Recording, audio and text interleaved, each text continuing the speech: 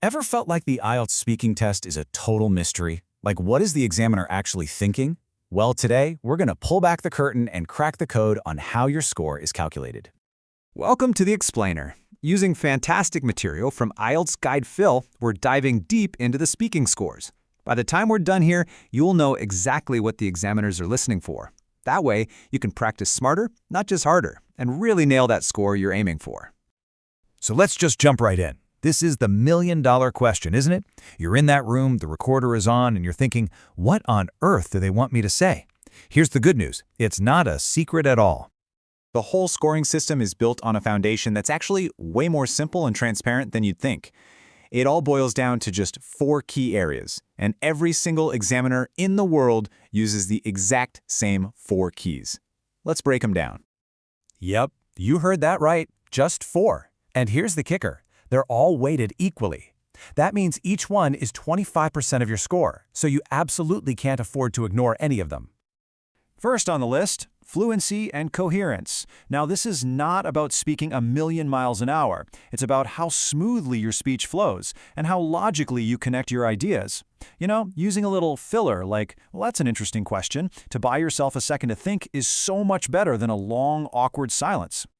Next up, we've got Lexical Resource. That's just a fancy way of saying vocabulary. But it's not about dropping a bunch of huge, complicated words. It's about using the right word for the right situation. Can you be precise? Can you use natural-sounding phrases? And a huge one for a high score, can you paraphrase the question instead of just repeating it back? That shows real skill. Our third key is grammatical range and accuracy. And notice there are 2 words there. Range and accuracy. Examiners want to see that you've got more than just basic sentences in your toolkit. Can you mix in some complex structures, use different tenses correctly? And of course, can you do it without making a ton of errors that make you hard to understand? And number 4, pronunciation. Okay, let's be super clear about this. This is not about getting rid of your accent. Your accent is a part of you. This is all about clarity. Can people understand you easily? Do you use stress and intonation, the music of your voice, to express meaning? That's what they're listening for. All right, so those are the 4 criteria, but how does that turn into an actual number on your score report? Let's take a look at what different band scores really sound like in practice. This table breaks it down perfectly. See, a Band 5 user might hesitate a lot and use pretty basic words. Now, look at a Band 7. This person can talk for a while and even throws in some good idioms, maybe with a few mistakes. But then you get to a Band 9, and it's a whole different level. We're talking total fluency, flexibility with words and grammar, just really natural and precise. Seeing the differences side by side makes it so clear what you should be aiming for. And how do they get your final score from those 4 numbers? It's just simple math. Seriously, the examiner gives you a score for each of the 4 areas, adds them together, and divides by 4. That's it.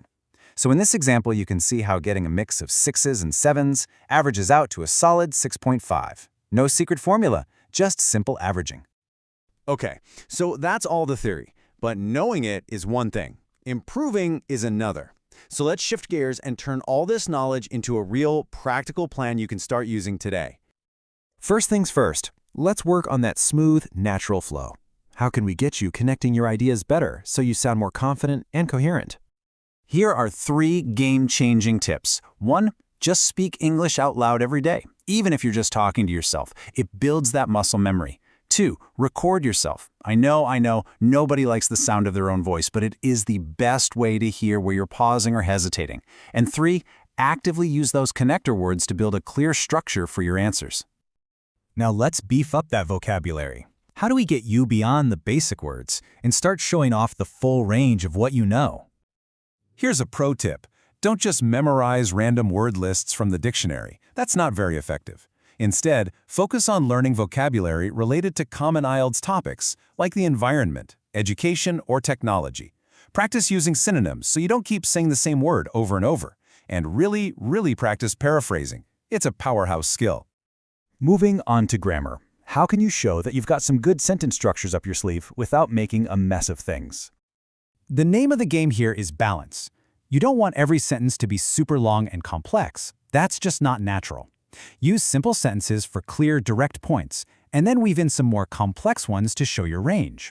A great idea is to figure out your top 1 or 2 grammar mistakes and just focus on fixing those.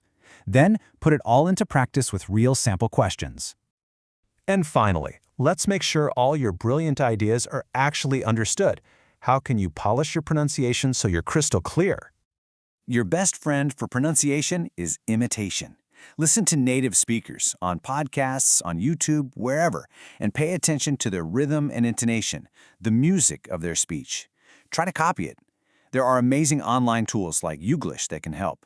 Also, focusing on which syllable to stress in a word can make a massive difference in how clear you sound.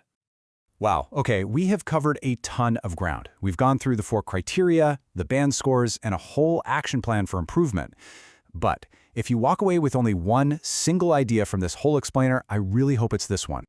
This is it. This is the golden rule. The goal is not to be a robot reciting a perfect script you memorized. The goal is to be a human being, connecting with another human being, and actually communicating your ideas. If you keep that as your main focus, all the other stuff, the fluency, the vocabulary, the grammar, it will start to fall into place much more naturally. Now, everything we've talked about today was written, created, and produced by the experts at IELTS Guide Phil. And if you want to keep learning, they have so many resources.